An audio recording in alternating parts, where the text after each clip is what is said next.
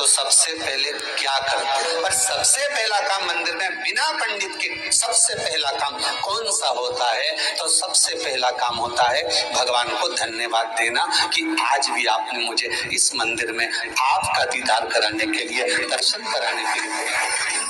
अगर पंडित साथ में होगा तो पहले वो मंत्र बोलेगा, स्वस्ति वाचन करेगा। स्वस्ति वाचन करने में उसको अर्थात भगवान के लिए भी प्रसन्नता और आपके लिए भी। पर आपके पास कोई ब्राह्मण नहीं, आपको कोई स्तुति नहीं आती, आपको कोई मंत्र नहीं आता, आपको कोई साधना नहीं आती, आपको कोई तप नहीं आता, और आप इतना तो कर सकते हो कि भगवान के मंदिर में जाकर उनको धन्यवाद दे सकते हो कि तेरी कृपा है जो मुझे चलकर यहाँ तक बुला लिया, 2 कदम चलाया, यहाँ तक बुलाया, ये तेरी कृपा है। और बड़ी कृपा करी जो डलिया भर के पूजन का सामान भी लाई, बड़ी कृपा करी जो दूध भरकर भी लाई, बड़ी कृपा करी जो कलश भरकर भी लाई। कितने लोगों का फायदा है कलश भरकर मंदिर ले जाने में? देखिए जरा कितने लोगों का फायदा। हिंदू धर्म में विष्णु पुराण में, पद्म पुराण में लिखा है, सौभाग्यवती नारी जब भरा हुआ पानी का लोटा लेकर कलश लेकर जाती है और उसको देखकर कोई व्यक्ति निकल कर चले जाता है तो जिस काम के लिए जाता है वो काम सफल हो जाता है। मंदिर का लोटा, मंदिर का पानी, सिर पे पल्लू लेके हर हर महादेव, बस शिव जी के चढ़ा रही और इतने प्रेम से रिझा रही। अब फ्री का पानी था तो एक लोटे में मन भी नहीं माने, हर करा। तो भगवान के सम्मुख में पहुंचकर अगर आप जल का पात्र भी लेकर जा रहे हो, भरा हुआ लेकर जा रहे हो, तो कितनी प्रसन्नता की बात है।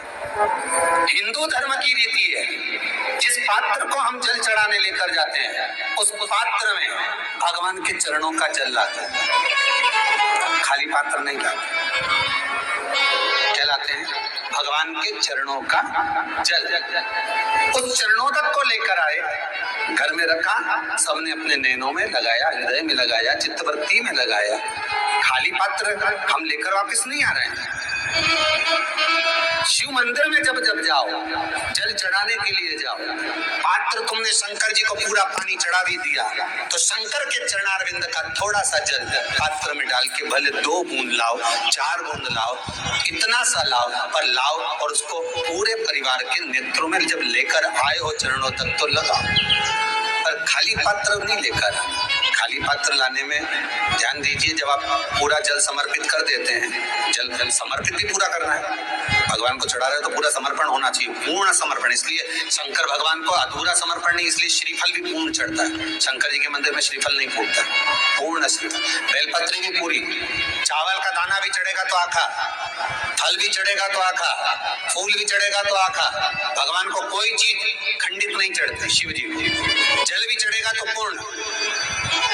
जिस जल को चढ़ाने के लिए लेकर गए उसको बचा कर नहीं लाना है शिव मंदिर में से, संपूर्ण भाग। क्योंकि भगवान के चरण की रज जब हमारे घर में प्रवेश करेगी तो हमारा आत्म कल्याण तो स्वतः ही हो जाएगा। शिव करुणा कर ही देंगे।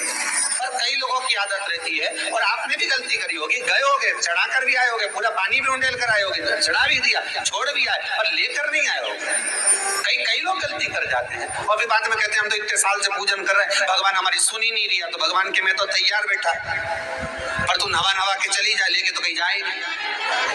तो भगवान थोड़ी ना कहेगा कि तू मेरे पास में आए तो मेरे चरण की रज लेकर जा। भगवान थोड़ी ना कहेगा कि मेरे पास में आकर तू ये लेकर जा।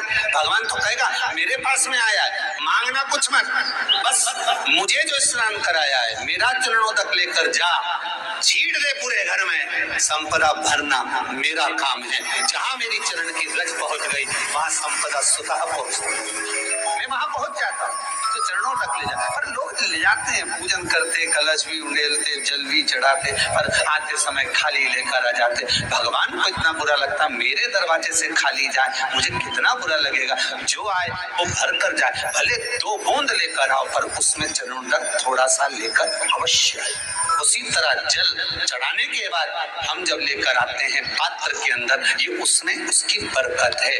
गर्ग संहिता में दूसरी चीज कही, उसको भी समझ लीजिए। गर्ग संहिता में कहा गया, जब आप घर से जल लेकर जाते हो भरकर, तो ये सृष्टि की जितनी नदियां हैं, पृथ्वी पर जितनी नदियां विद्यमान हैं, जितने तालाब, जितने सरोवर, जितने कुंड, जितने विराजमान हैं, उन सारे तीर्थों का जल जब आप घर से लेकर निकलते हो तो वो तीर्थ का संपूर्ण जल आपके कलश में आ जाता है। और जब आप उस जल को शिव पर समर्पित कर देती हो और 2 बूंद चरणादक लेकर जब जाती हो, तो शिव महापुराण, गर्ग संहिता, पद्म पुराण कहती है वो जल साधारण नहीं रहता, वो गंगा जल बनकर तुम्हारे घर को पवित्र करने के लिए पहुंच जाता है। वो पवित्र गंगा जल बन उसको लेकर प्रवेश करता है। हम बार बार कहेंगे, भगवान के मंदिर जब भी जाओ ना, चेहरे पर प्रसन्नता होना चाहिए। किसी से मिलने जाओ ना, चेहरे पर अगर प्रसन्नता नहीं और ऐसे ही पहुंच गए ना, तो वो श्रेष्ठता नहीं मानी गई। तुम तुम्हारी बहन के घर जाओ, सती मैया जलकर भस्म क्यों हुई? माता सती के भस्म होने का कारण क्या था? सती को पिता पर जितना क्रोध आया, उससे ज्यादा क्रोध सती माता को अपनी बहनों पर आया कि मेरी इतनी बहन, ये 60 की 60 बहन मेरे सामने खड़ी रही और मैं आई तो प्रेम से मुस्कुराई तक नहीं। आप किसी के यहाँ जाओ और कोई के यहाँ पहुंचे और जाते से आप उस पहुंचे और कहा जी जी राधे राधे, जय श्री कृष्णा, हर हर महादेव, श्री शिवाय नमस्तुभ्यम, ओम नमः शिवाय, आपने बोला और उसके चेहरे पर प्रसन्नता नहीं आया, तो ऐसे घर में जाने से कोई फायदा है क्या? और आप किसी के यहाँ जा रहे हो तो आपके चेहरे पर भी प्रसन्नता होना चाहिए, सामने वाले को तो हो, आपके भी चेहरे पर भी। मंदिर में जब जब जाए, गुरु के दरवाजे पर जब जब जाए, परमात्मा के चरणारविंद में जब जब जाए, माता पिता के चरणों में जब जाए, घर के बुजुर्गों के पास जब जाए, तो तुम्हारे चेहरे पर प्रसन्नता होना चाहिए। भगवान को भी लगे दुख भले है इसको, पर चेहरे पर प्रसन्नता है, इसको अब दुख नहीं देना। श्री शिवाय नमस्तुभ्यम। पूज्य गुरु जी श्री प्रदीप मिश्रा के मुख से शिव पुराण की कथा में गुरु जी ने बताया कि पूजा करते समय हमें सबसे पहले क्या करना चाहिए। अगर हम मंदिर जाते हैं तो हमें सर्वप्रथम क्या करना चाहिए और भगवान को धन्यवाद देना चाहिए। यह बहुत ही सुखमय और आनंदपूर्ण कथा थी। कथा आपको अच्छी लगी हो तो प्लीज़ चैनल को सब्सक्राइब कीजिएगा, वीडियो को लाइक कीजिएगा, ज़्यादा से ज़्यादा शेयर करिएगा। हमारे चैनल में आपको समय ना लेते हुए मन की शांति और जीवन में आनंद होने के अचूक उपाय बताए जाते हैं और साथ ही दुख, कष्ट और आर्थिक तंगी से दूर होने के उपाय बताए जाते हैं, जो आपके लिए 100% लाभ देते हैं। यह उपाय करें और प्रभु की शरण में रहकर जो भी समय हम व्यतीत करते हैं उसका कई गुना फल प्राप्त होता है। साथ ही आपके जीवन में कष्ट है, परेशानियां हैं, तो मैंने हर वीडियो में बताया है आपको कि प्रभु के नाम का स्मरण मात्र करने से जीवन के सभी कार्यों में सफलता प्राप्त होती है।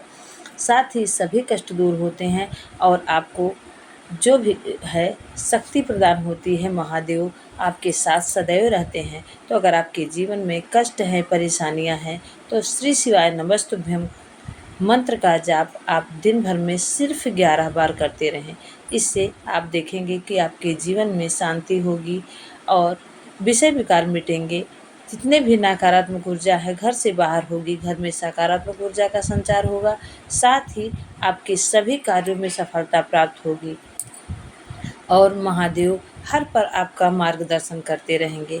इसी के साथ आप सभी से रिक्वेस्ट है कि प्लीज़ चैनल को सब्सक्राइब करें, वीडियो को लाइक करें, ज़्यादा से ज़्यादा शेयर करें और कमेंट बॉक्स में श्री शिवाय नमस्तुभ्यम लिखना ना भूलें। आप सभी स्वस्थ रहें, सुख समृद्धि से भरपूर रहें और हमारे चैनल SP भक्ति रस का रसपान करते रहें। श्री शिवाय नमस्तुभ्यम।